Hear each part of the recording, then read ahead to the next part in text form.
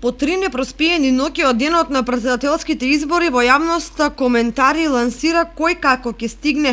Едни објективни, други еднострани, трети додворувачки. На државно ниво повторно најважни и во центарот на вниманието се албанските гласачи и гласови. Од аспект на тоа на чие конто отишле и особено на чие ќе отидат во вториот круг. Некој кој не е од тука ќе си рече: па чекај, каде е огромниот процент изгубени македонски гласови и дали тие не се доволно важни? И зарем во таква ситуација двата македонски политички блока не се ставаат во улога на заложници на албанските партии и гласови. На локално ниво победата на Гордана Силјановска-Давкова, поддржана од ВМРО-ДПМНЕ, одекна како првостепена сензација. Бидејќи самоуверениот СДСМ, кој стоеше зад Стево Пендаровски, очекуваше победа од неколку илјади разлика. Таквиот резултат ја најде затечена врхушката на владеачката коалиција, па сега исплашени од чистката што ја најавува лидерот, најавуваат победа во вториот круг. Некои локални медиуми коментираат дека таквиот оптимизам го појдува клановската поделеност во партијата и неиспорачени ветувања од локалните избори, дека македонскиот гласач, особено на истокот, уште во предизборната кампања беше потценет и дури маргинализиран, зборува податокот дека буџетските средства добиени за кампањата СДСМ главно ги потроши во западниот дел на државата.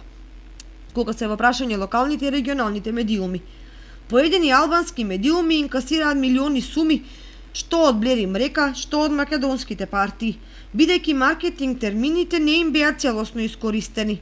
Ако кон сето тоа се додаде дека во источниот дел во државата нема медиуми во општините Берово, Пехчево, Делчево, Македонска Каменица, Виница и дека двете локални телевизии во Кочани едностранно и само ограничено добијат кандидатските кампањи, останува јасно зошто истокот е најсиромашен и најнеперспективен.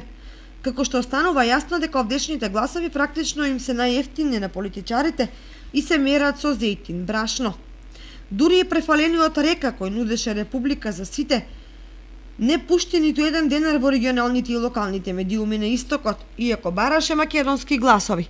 Коментарите на социјалните мрежи пак уште повеќе ги продлабочуваат причините за поразот, повикувајќи се главно на неиспорачани ветувања, непринципиелно практицирање на власта, протекционизам и привилегионизам за поединци, до безобразна алчност и препотентност според принципот за едни се, за други ништо.